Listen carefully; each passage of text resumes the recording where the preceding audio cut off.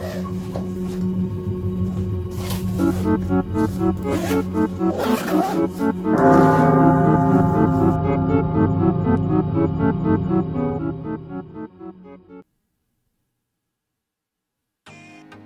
everybody, welcome back to another Krita class video. Today we're going to start our mini series on vectors, and we're going to start today by making a simple vector little face here. And I'm using this based off of an illustration I did over here for a zombie gingerbread design from over the holidays, which I really love, and I use these stickers actually pretty often in my planner now. But anyway, we're going to go and make him a vector shape, and it's going to be very simple, but I want us to get used to how these shapes and tools work for the next couple of videos. So let's get into it and start vectorizing our little mini gingerbread here.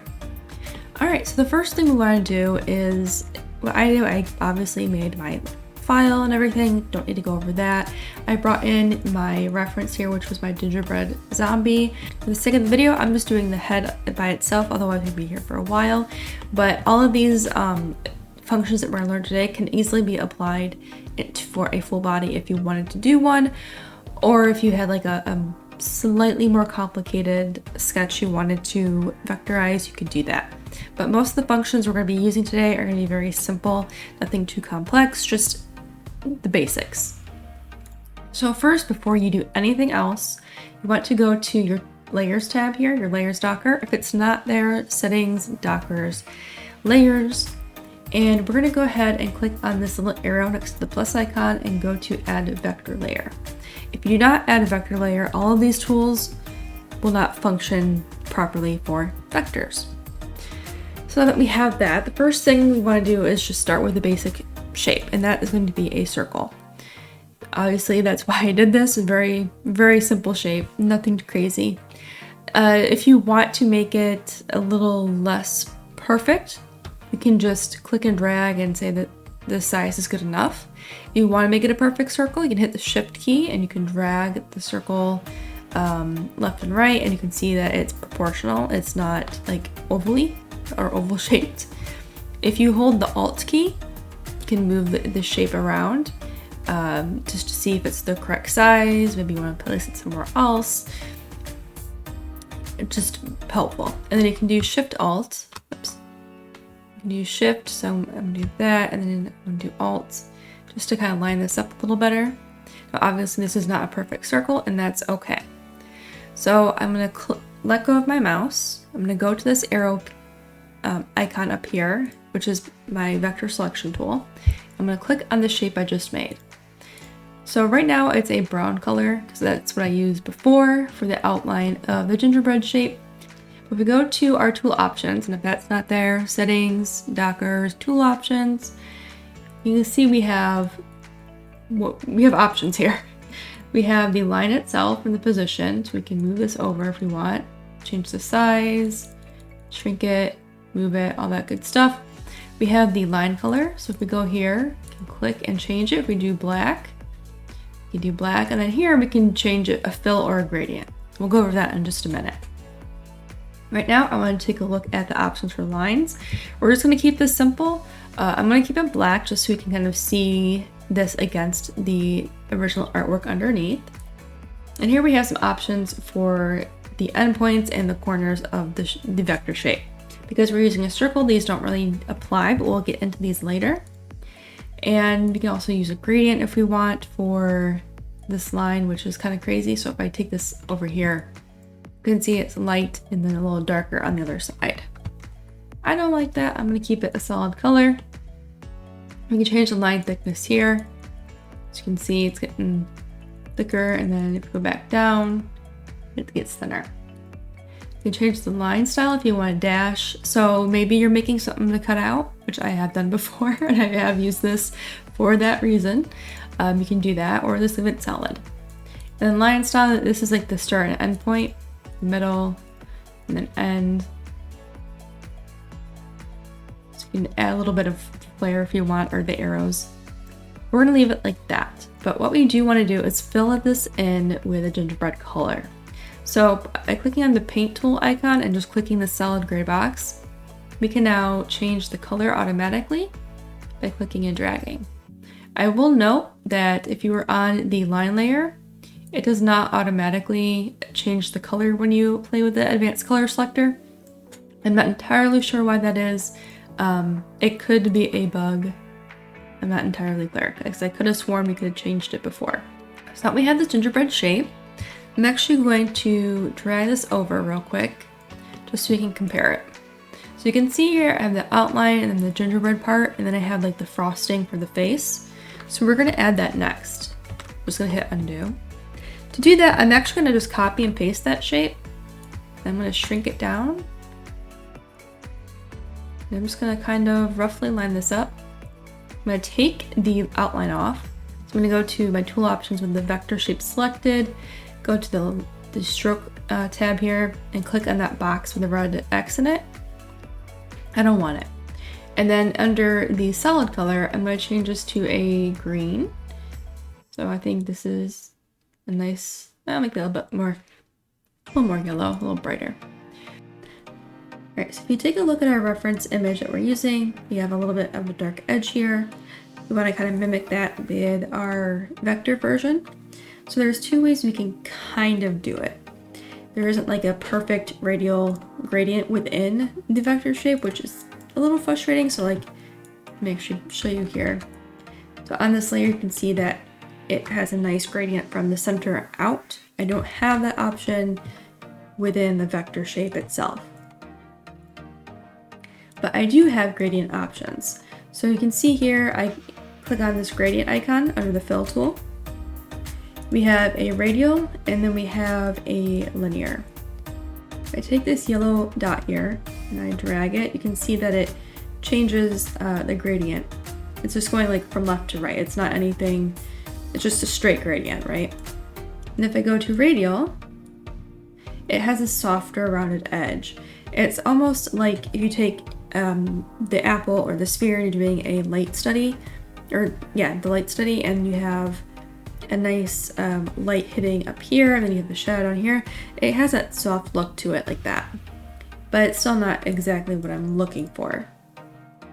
So what I did was I went to this transparent box here, I clicked on it, and I have a mesh gradient. So this was really interesting. I'm really glad I found it because now I can kind of get what I want with this mesh tool. I can position the gradient how I want it to look, basically. So to do that, we have all these points here, all these little anchors. And you can see here under the mesh gradient with the stop, that's going to be the color of your choice. All the outer stops have a darker green. All the inner have a lighter green. And the number of rows and columns just dictates how many of these I want. So if I want a nice deep green, I can go through and do that. Fortunately, it's not like a perfect green, but I'm gonna just time lapse this so we can see it when it's done.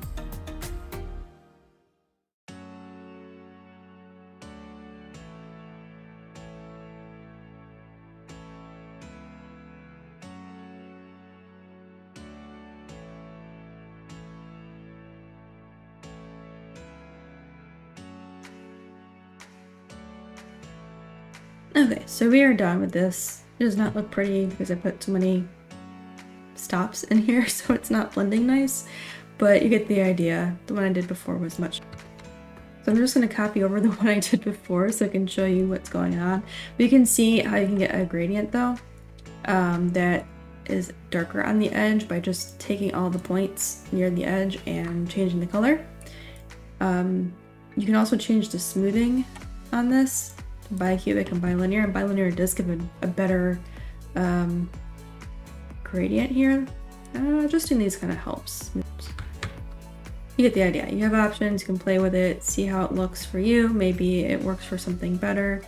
But I can actually round this out a little bit more so it looks more like a circle.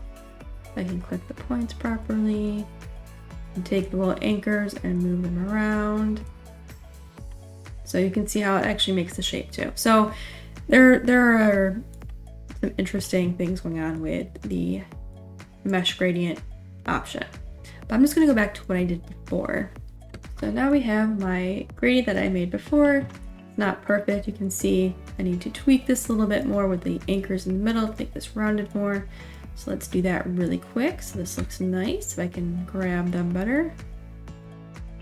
There we go.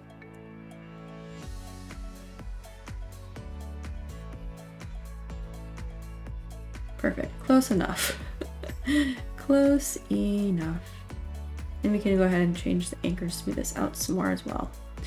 So with a little bit of work, we can get this looking much nicer. For the sake of the tutorial, I'm going to say good enough. Now, I will say be careful on the corner points because it can get a little funny by changing the shape overall. I mean, if you want to do something cool with that, feel free. I did not want to do that, so I had to be careful when I went to adjust those points. Alright, so we have our nice gradient here with the light area in the middle and the darker edge here. Obviously it needs a little bit of work. It's still not perfect. That's okay for the sake of the tutorial. In this case, the bicubic actually looked better, so we're leaving it there. Good enough. Alright, so now we're going to move on to the next part, which is the eyes. Now this is just, again, very simple. Just 2 black dots, and then we're going to work in the detail of the brain and the mouth. For the eyes, we're going to just make 2 solid circles. I'm not going to make them perfect here. And I'm also going to go to turn off the line art, and I'm just going to fill them in with black. You don't need a stroke on these. Perfect, I have eyes for my zombie. So now we got to do the mouth. So then we're going to use a different tool for this. So real quick, before we do that, we want to actually see what we're doing. We're going to go to the opacity and lower it for our vector layer. I'm just going to tweak the eye position and size real quick, just to line this up a little better. So now we're going to go to a Bezier curve. You don't have to use the Bezier curve for the mouth, but I'm going to just because it gives me a little bit more control. So I'm just going to click and drag along the edge of the mouth. And when I get to the first point, when I want to close that shape, I can just hover over it, turns red, and I hit click, and now it's perfect. Alright, so it's not perfectly lined up, and that's okay. We're going to double click on it, and now we can go ahead and edit the shape a little bit better. So usually when I draw things like this, I like to have a lot of imperfections just because it adds a little something to it when it's like drawn by someone, you know? So I like to leave some imperfections in there. The vector, it kind of takes some of that out, but that's okay. There's just enough in here where it still retains some of that character.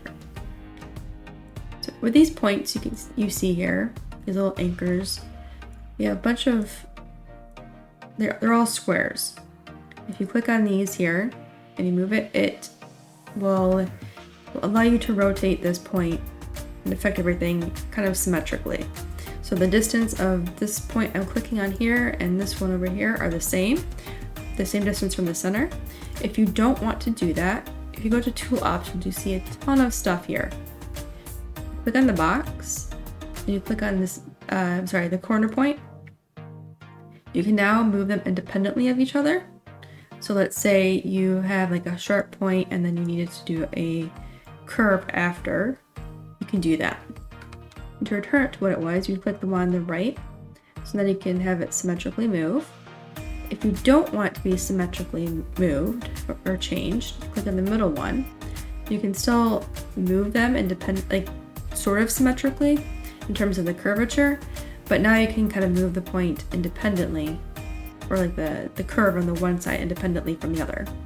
So it's similar to the first option, but it's not as sharp of a curve. It's a little bit more smooth.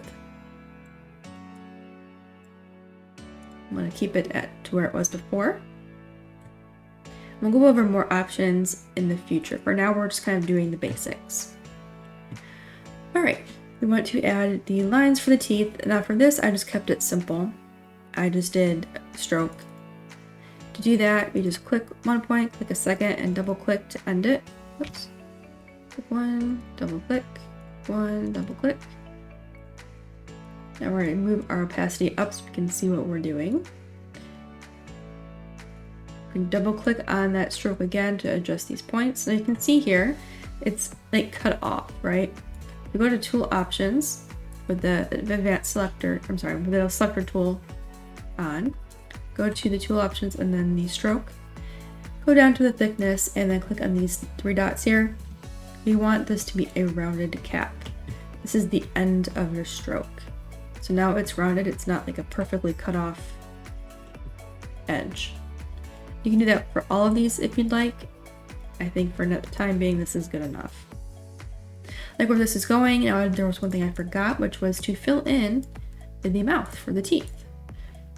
So if we look here, again, it's not perfectly symmetrical or perfectly lined up, that's okay. But we need to add the gap for the mouth. There's a couple ways we can do that. We can either just do a box or make a box, but I'm just going to do a really thick line and call it a day.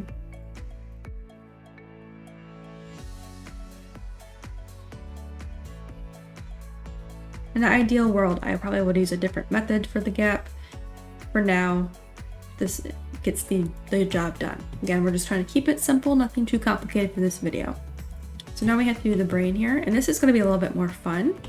We're going to go ahead and lower the transparency on our vector layer one more time. We're going to click on our Bezier tool, and we're just going to click and drag some points and outline our brain.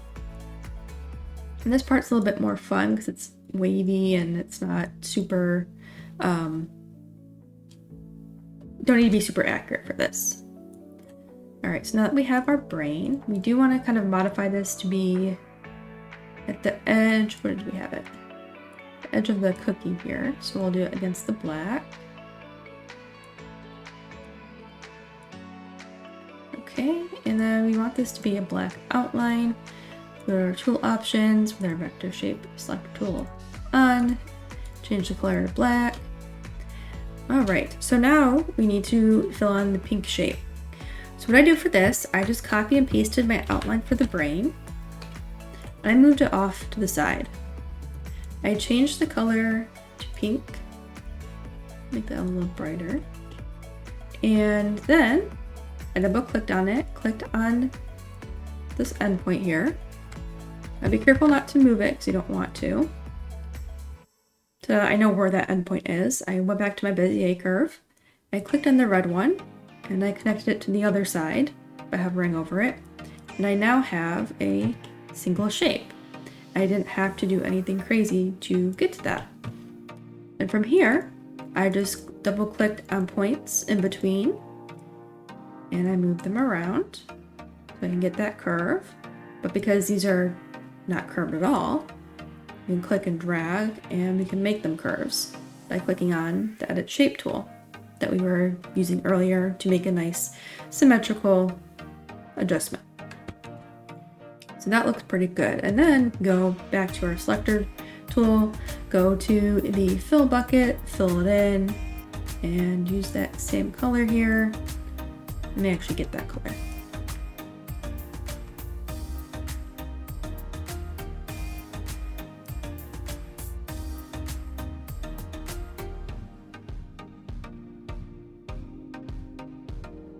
There we go. All right, so we got our brain color. So we want to move this behind the stroke though, so we can match the artwork, right? So I'm gonna click on it and right click and hit lower. And it is now layered behind that black stroke. Perfect. So what that does is if I were to send this to the back, it would be behind all the other shapes. Oh, I just sent the black stroke to the back.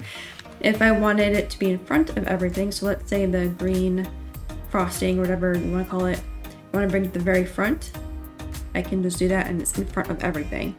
If you look at the vectors, think of it like if you have your desk in front of you or whatever surface it is, you grab different pieces of paper and you put one in front of the other. Each paper is your vector shape, and where it's placed is kind of where if it's behind or in front of another shape. So for example, the topmost layer is actually going to be the outline for the brain, and the bottommost layer is going to be the actual gingerbread cookie itself, which is this. And the last thing we need to do is add some of the wiggly, squiggly lines for the brain. I'm not going to think too much of this. We're going to do the same thing as we did for the outline of the brain, which is just using the Bezier curve, clicking and dragging to make some curved points. And then when you're done, just double click. Alright, so I'm not making these perfect. However, I did add a extra endpoint here, or an extra point, a couple extra points. If you do that, you can just click on one and hit the delete key, and it will remove it if it's in between others. If you just want the endpoint and you hit the delete key, it will delete that endpoint completely, and this will be your new one. So I'm just going to clean this up a little bit. So now we have finished our vectorization of the gingerbread head, or whatever else it is that you're using to vectorize. What you can do now is click and drag over it, right click and hit group. So now you can move everything all together, drag it across a different point on your canvas. Maybe you want to do a different iteration of it, make some modifications, change colors or something. Whatever it is you want to do, now you can move it around and you don't have to worry about anything being out of place, which is perfect because that's usually my pet peeve when working with vectors, is I move things around and I don't mean to. So you can just see the original iteration I did and then the final one that we did together. They're pretty similar. This one a little bit different, thicker lines around the mouth, different colors obviously, but that's fine.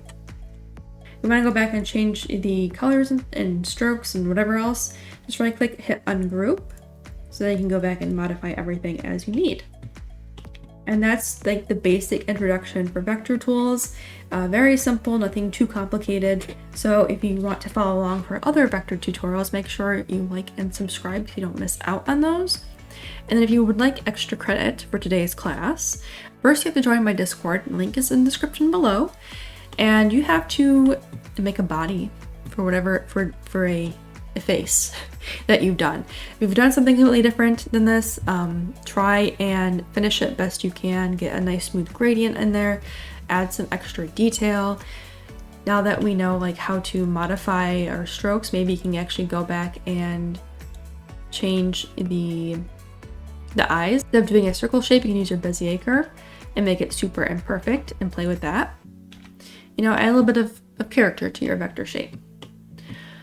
And that's it for this video. Thank you guys for watching. Let me know if you have any questions or comments down below. If you have something specific you'd like me to go over in the next vector tutorial, let me know as well. I'm sure I will go over it. Make sure to practice this and get comfortable, however, with the basics, because going forward, it's going to be a little bit more hectic. All right, thank you guys for watching, and I will see you in the next one.